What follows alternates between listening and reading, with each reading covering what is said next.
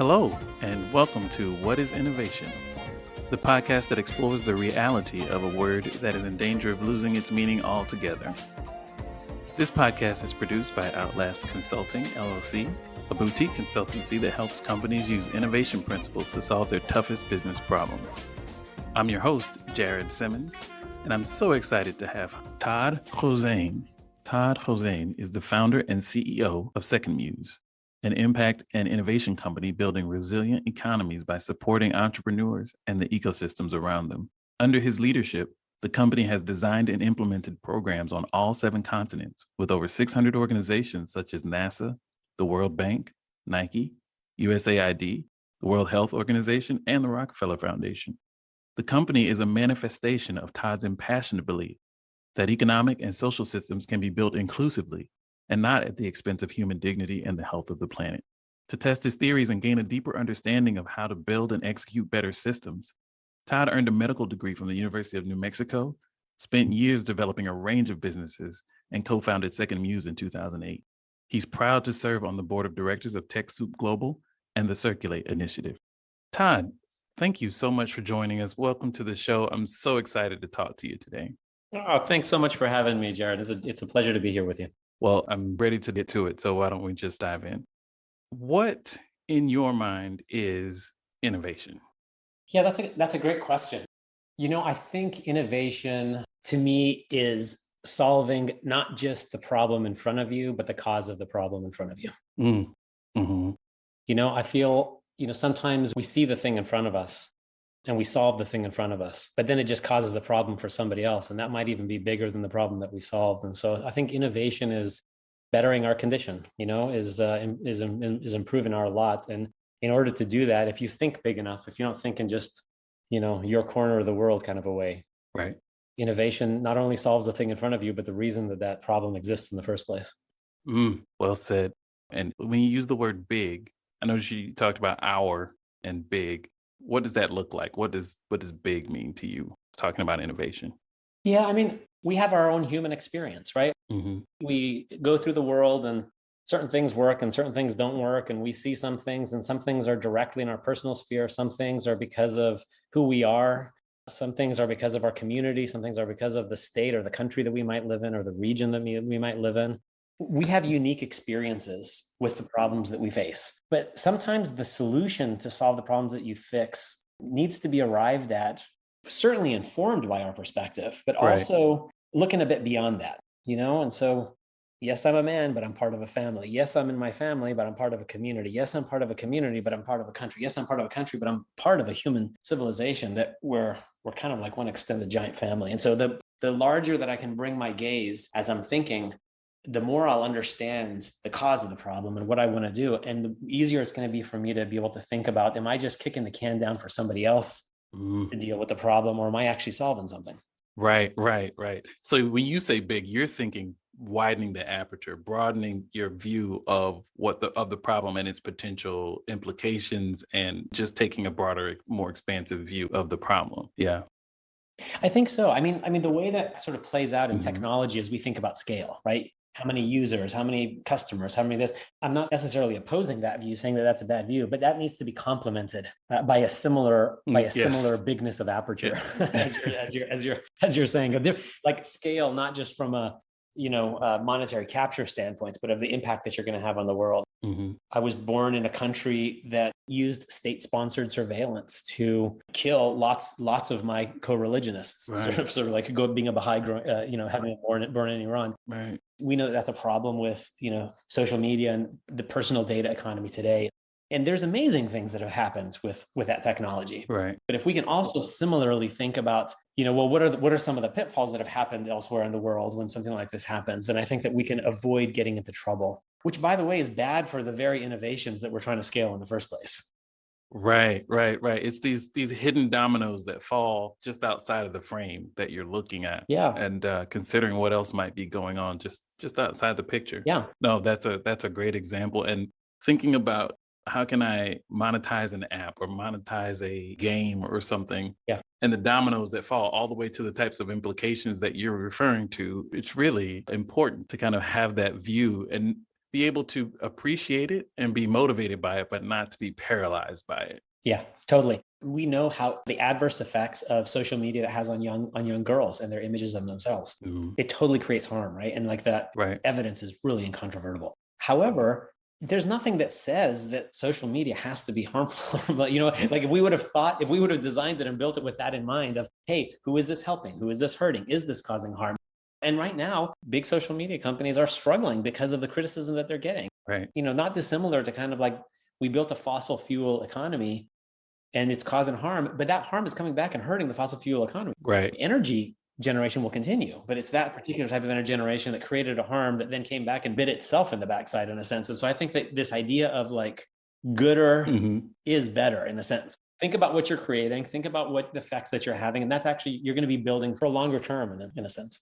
Yeah. Yeah. No, I can definitely appreciate that. And is this something you think about in stages or phases, or how do how would someone start to wrap their mind around how to do that?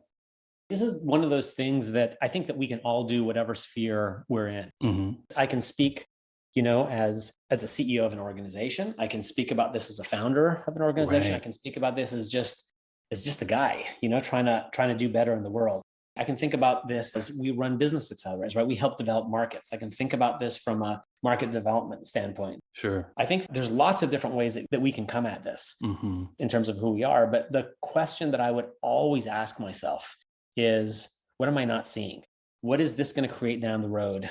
And it doesn't mean that we need to get obsessed on that which we don't see, right? And just because I'm saying think about it doesn't mean don't do what needs to happen tomorrow in order for your business to survive. Right. That's a false dichotomy. Right. You can build a good business and, monetize what you need to monetize and do really good while also keeping an eye out about, hey, is there any harm? It's risk mitigation, right? Like, am I causing harm? Am I doing something that's going to disrupt something? Let me be aware of what I'm doing so that it can at least inform my calculus of what am I going to do tomorrow?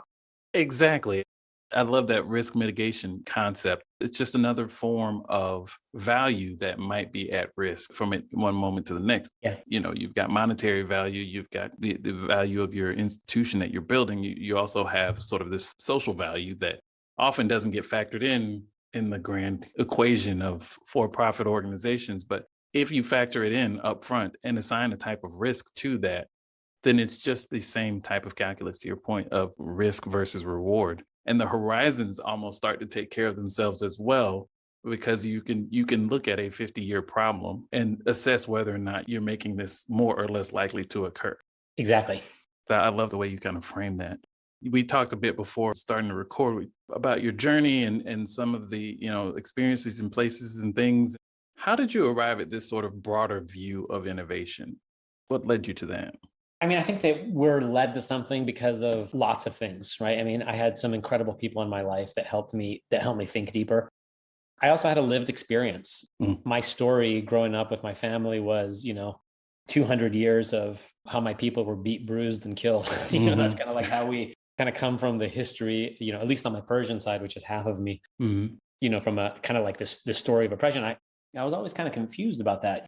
We emigrated to Ecuador in Latin America, where I grew up, and then emigrated again to sort of the U.S. And this was always a question for me of like, why do we build these systems that cause so much harm to so many people? I mean, we do it over and over and over and over. Yeah. Oppressive systems look different in different parts of the world. Sometimes they're based on the color of the skin, sometimes they're based on gender, sometimes they're based on class, sometimes they're based on religion. I mean, there's infinite ways by which power is wielded in funny and strange ways, but like we do it so often, because power is funny, power tells the story of its own history. We sometimes even label this as success, like, look how much we've progressed. Look how much we've, with very narrow definitions of what we mean by progress.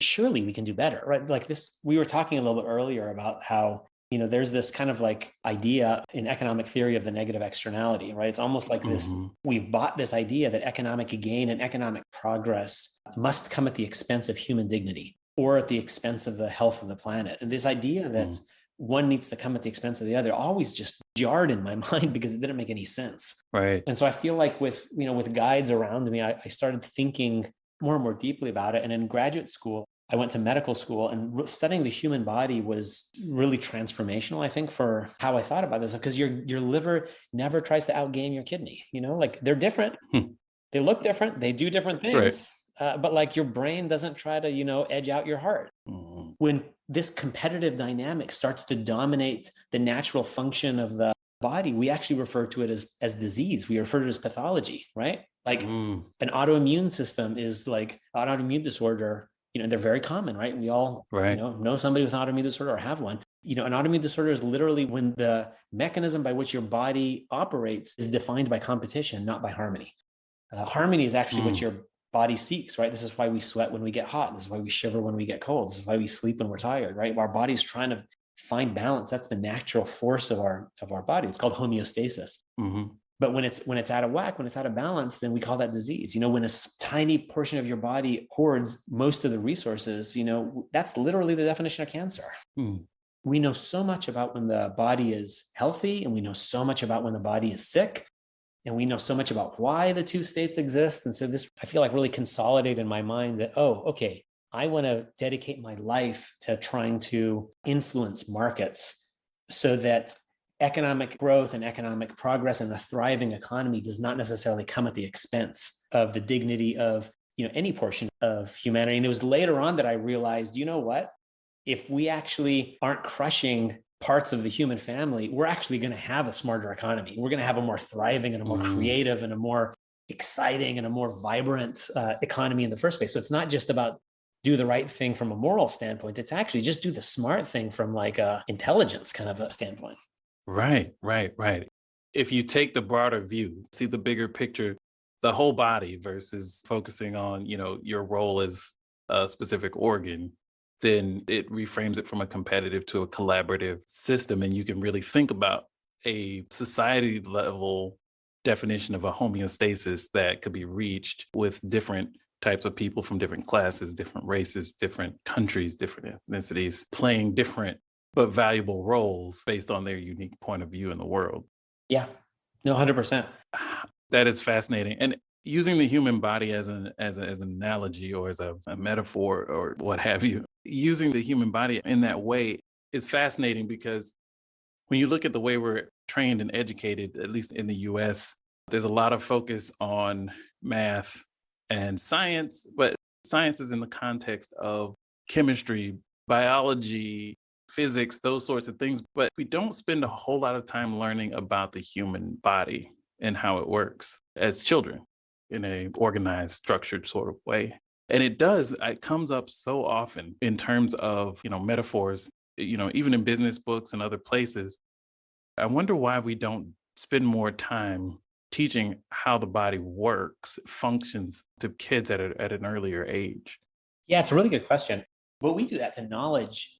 I mean, heck, we even do that in medical school, right? We do it to knowledge. We segregate knowledge, right? Mm, There's this approach that we have to the structure of reality, which is so segregated, right? You study math and then you study yeah. literature and then you study grammar and then you study science and then you study, and even the sciences, you study biology or study. And I get that there's like usefulness in understanding things, but we spend so little time studying the interconnectedness of nature. And there's amazing scientists Yeah. throughout the course of history that have actually not made that mistake.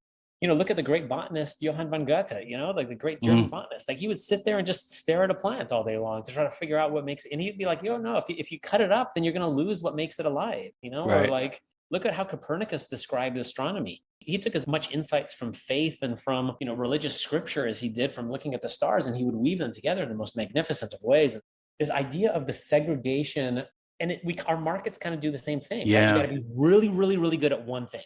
Yep. I was just thinking that as you were talking. And I grew up in choirs and playing the piano and things. So music is part of my life before math and science and becoming an engineer and all that stuff. And so, when I think about metaphors and analogies and like how to make something make sense in my brain, I usually go to a music related concept. Those were things built on top of my standard education. I think about Mark Twain's quote, "I never let my schooling interfere with my education." And coming back to the broad view you've had from traveling and from living in different places and in different cultures, I wonder if there's a fingerprint that makes an innovator coalesce those things in a certain way, or if those experiences make you more likely to think in an innovative way.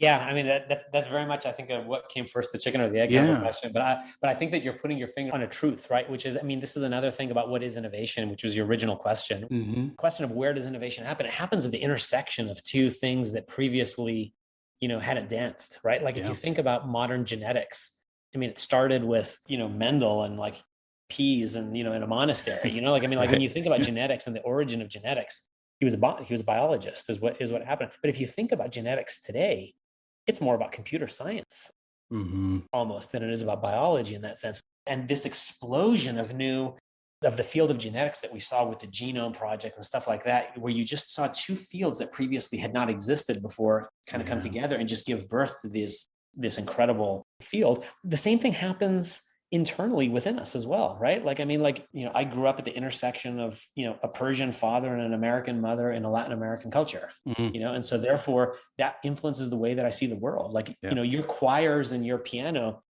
don't just give you a party trick. They give you a different way to taste the world. You know what I mean? And so like you just experience the world in a fundamentally different way. And so one of the things that I always try to do is I always try to surround myself with people that will come at things fundamentally different from what I have, either because they have a totally different lived experience or because they just think totally different than me. Right. And I have deep trusting relationships because that trust gives me access to their eyes in a way that I just never would able to have.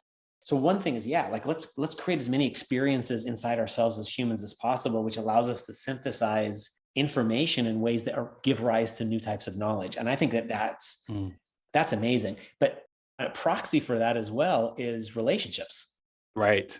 Right. Which gets kind of back to your body analogy, is kind of a neuron, axon dendrite kind of thing, right? Yeah. The relationships to me are those kind of connections. Yeah.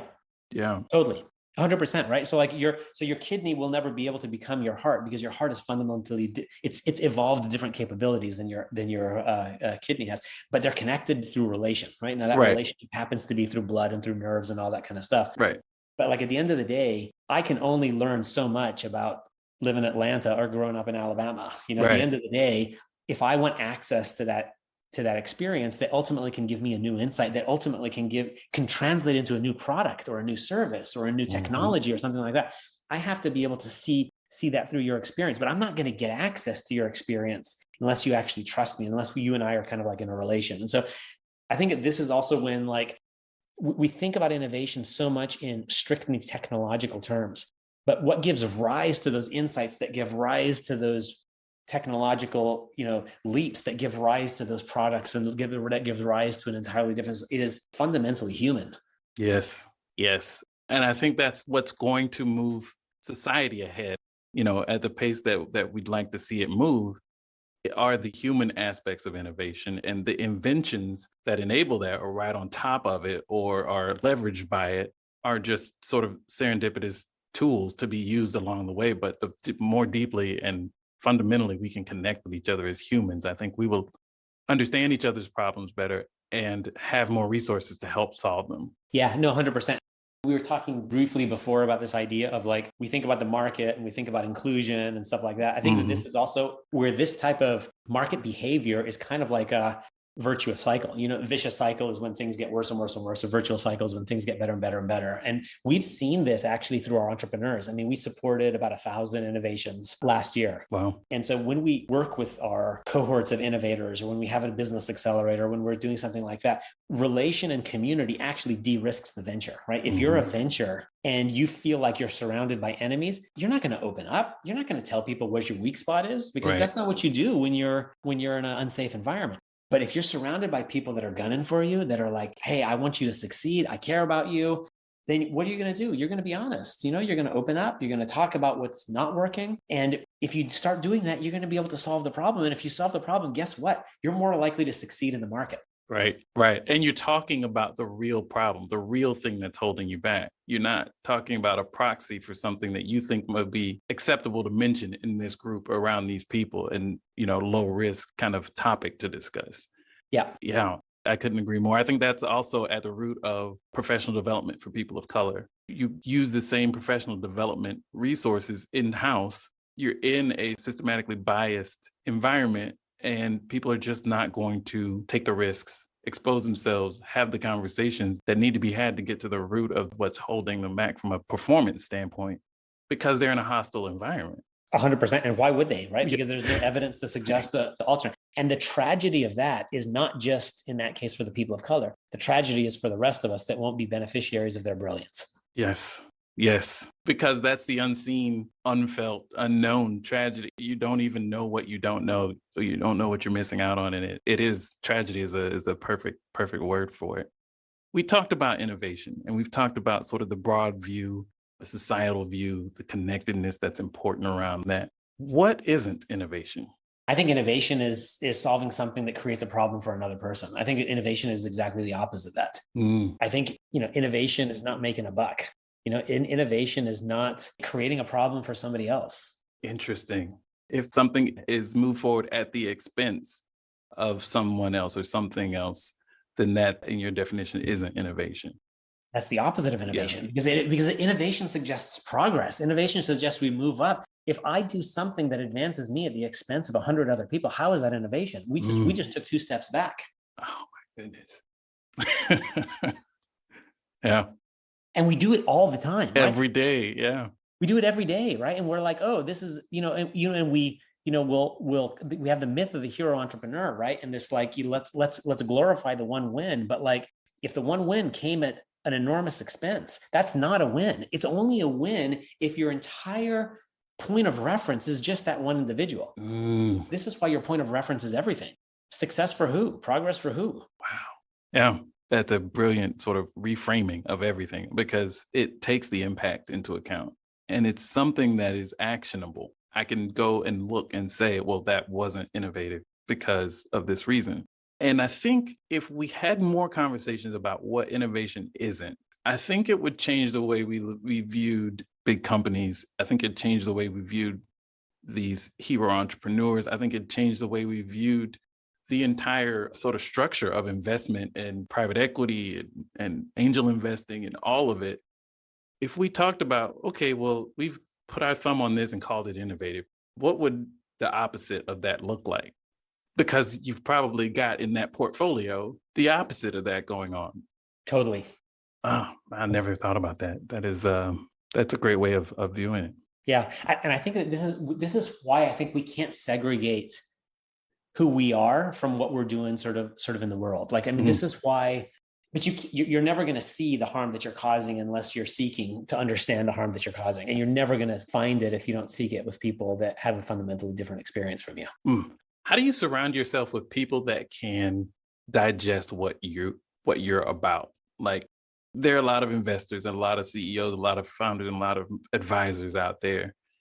Is it hard to find people who can kind of operate the way you want to operate? When we started the company, 14 years or so ago, I felt that it was tougher, right? It was tougher to frame. It was tougher to frame social and environmental justice and good for people, good for the planet in a ways that didn't put you on the opposite side of good economics. Right. It was like we were so sort of bought into this long con of economies grow, but it has to, there's a cost, and unfortunately, that's humans and the planet. It's the price of doing business. Yeah. It's the cost of doing business, right? Yeah. We were still kind of bought into that. If you look deep enough at history, it feels when you're in the jagged roller coaster that we're taking one step forward and 2 steps back. Mm-hmm. But I think that if you look deep enough in history, I really believe that we're actually going in the right direction. No system tolerates disease. Mm-hmm. We know this in every system. It is driving towards harmony, right? We know this from a study of the cosmos. We know this of the study of the environment. We know this because of the study of the human body. Mm-hmm. Every natural system in the world that we can study. Yes, sure, you can find competition. Right. You have predators and prey and something like that. But the predators will never out-predator all the prey. Right. And pile them on a trophy stack because they know that they're going to starve. At the end of the day, nature balances it. So, we even saw what happened with the health of the environment in the first year of COVID, where you started this incredible, we were watching the planet heal themselves because our emissions kind of just disappeared over. I mean, they're of course they're back now, but every natural system that we've studied, and I haven't studied one that doesn't, unless again, if I'm looking really, really super small. Sure. But if you look at broader sort of systems of reality, they all strive towards harmony. And I feel like, as humanity, it's so much easier to have these conversations today than it was 14 years ago. Like before, I had to twist myself in pretzels to talk about incorporating social, inclusion, and how do we, include people that weren't, it had to be done on ethical grounds and or on the grounds of morality. Right. Whereas today, I feel like I don't need to do that anymore. Like, sure, it's good, it's better, but it's smarter too, right? Because it's like, at the end of the day, if you have a city where you're not letting 20% of the population be who they needs to be because of the color of their skin. I mean, we're in Black History Month. I mean, look at the clear, especially for those of us that immigrated to this country, it's really, really easy to see, the structures of oppression, specifically in the US, even though sometimes it's hard to see it from the inside for many people. Right. But the tragedy is like, what are all those brilliant children that could have solved the disease, that's affecting you? I mean, if we've seen technological progress over the last 100 years, we ain't seen nothing yet, because it's such a small segment of humanity that has contributed to that technical progress. Wow. I have a Nigerian friend who tells me if the iPhone was built in Nigeria, it would look different. Yep. He's sharing this really deep principle, which is that, we would have built something different. Better in some ways, worse in other words, but fundamentally different. But different, yes. That would have given us richness. Yes. Yeah. I think this decentralization of the world of technology, it kind of moving out of California into other places is going to provide that. Yes. You're going to put these tools and these resources in the hands of people who are going to build different things. Yeah. And you're not going to come up with the shades of gray with, these companies, they're $1 trillion companies, but they're not that different. They're not that different. They could swap CEOs, chief operating officers, and nothing would change because they're not that different. Yeah. And I think we're going to have, 30 years from now, the top 5 tech companies will be different. Yeah. They will be structurally different and built around different types of products. Yeah, I sure hope so. Because when they're the same, remember, it's also risky for an economy. Yes. When you have 3 companies that have the identically same business model. Yeah. Yeah. You are one catastrophe away from an economic meltdown. So true. Yeah. What did we learn from the supply chain crisis and the pandemic? If the whole world is relying on getting their masks out of one factory in China, we're going to run into trouble. Right. This idea of diversifying the supply chain is a very real issue, because you're going to have to wait 6 months to get what used to take you, 6 days. Right. Yeah. And I hadn't thought about it in that context. If you look at sort of the industrial revolution, or, whatever era you want to call it, the robber baron, so to speak, each of those people had a very different portfolio, a very different set of products and services. They did very different things. They controlled the economy, but it was a distributed risk, which allowed for collusion and all those other things. But if you look at, Carnegie, Rockefellers of our day, they all basically do the same thing and rely on the same sort of business model. That I hadn't thought about that. Yeah, totally. And why is it? I mean, we have really strong evidence that when women join publicly traded companies on the boards of directors, they perform better financially. Right? Is it because women are smarter than men? No. Is it because men are smarter than women? No. It has nothing to do with the nature of it. It has to do with the fact that now you have more diversity. Breaking the homogeneity of thought. You don't have homogeneity, because homogeneity is horrible, horrible, horrible for anticipating the future. That's why innovation is not homogeneous. Right. Because you are less likely to see a future which doesn't exist if all of you are seeing the same thing. Your risk becomes infinite because you're all looking in the same direction. And so if something happens that's not in that one direction that you're looking, that you're going to fail. And humans, we're not built for accuracy. We're built for speed, right? When we think about the early cave people, when you had this lion coming at you, those people that were like, you know what, let me suspend judgment and let me think about the lion. Maybe the lion's coming in for a hug. Let me just give the lion the benefit of the doubt. Like, you and I are not from those people. Right. like the evolutionary chain ended like a long time ago for that. Right. We were from the ones that were like, oh my God, I'm out of here because this thing's going to come get me and I'm up the tree. Rapid judgment. You don't have a lot of data. You make a conclusion, and it is really hard to shift your mind from a conclusion that you've actually are. That's who we are as humans. And so we need each other to de-risk our futures, like in ways that are pretty profound. Yes. Profound is the perfect word for that. It makes me more optimistic for the future. We've got more and different minds looking at complex problems together, which by your definition of innovation means that our best days from an innovation standpoint should be ahead of us. I 100% agree with you. And I think it's almost like when you think about things like the types of problems confronting humanity today, I mean, they're so hard to anticipate. Just look at the new climate reality that we exist in, right? We have a much more aggressive climate moving forward than we do looking back. We also have more structures of human civilization that are being built moving forward than we have back. Right. So you have this moment where you're getting, more and more increasingly aggressive climate, which means that what are we going to have to do? We're going to have to adapt. We're going to have to be resilient. We're going to have to take these body blows and get up. But when we get up, what are we going to do? Where's the idea going to, you diversify your portfolio, right? Right. Why? Because you just never know. You don't put your eggs in one basket. Right. I learned that in a freshman study in economics. You don't put your eggs in one basket. Right. I probably learned it when I was 5. Right. To think that your ideas are not influenced or informed by your experience growing up is just nuts. Right. Like, what idea have we gotten that's not either directly informed or influenced by who we are or what we're growing up or who we were hanging with? Right. So, let's just keep connecting the dots, right? So therefore, in order for us to have a creative, resilient economy, it cannot happen without an economy that ultimately encompasses and reflects all of the people that live over there. And the more diverse that group actually is, the wider the pool of ideas you're going to have. And in an era where it's becoming increasingly hard to predict the future. It almost feels, if I broaden the aperture out to a human evolution standpoint, it almost feels like we're adapting to our challenges.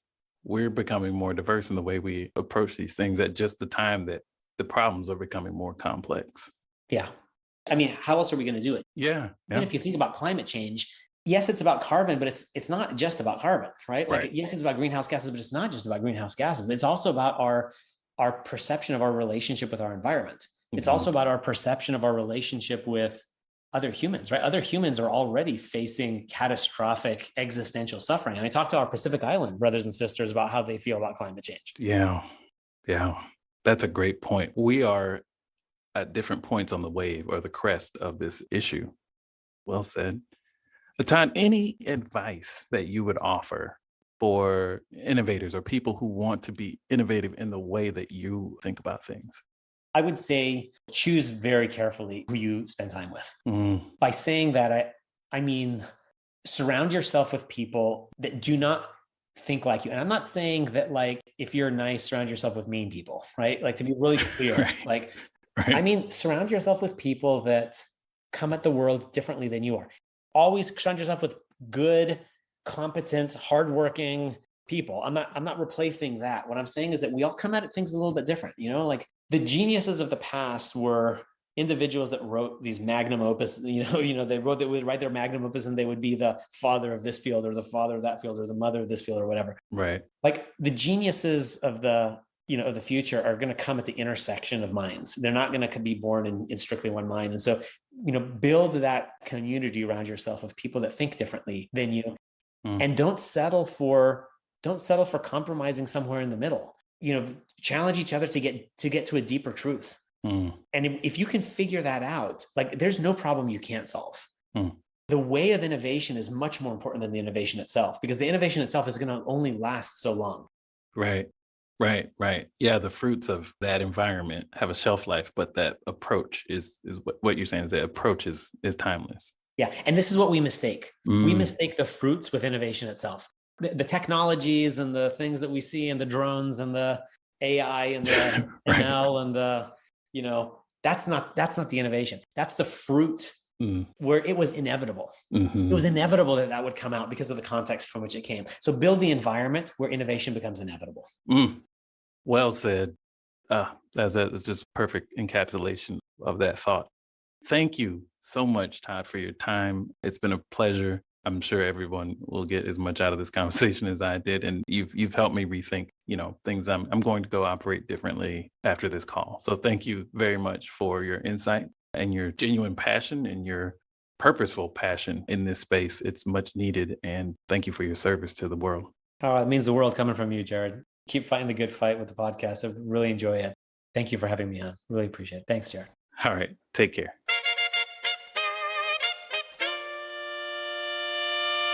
We'd love to hear your thoughts about this week's show. You can drop us a line on Twitter at Outlast LLC, OUTLAST LLC, or follow us on LinkedIn where we're Outlast Consulting. Until next time, keep innovating, whatever that means.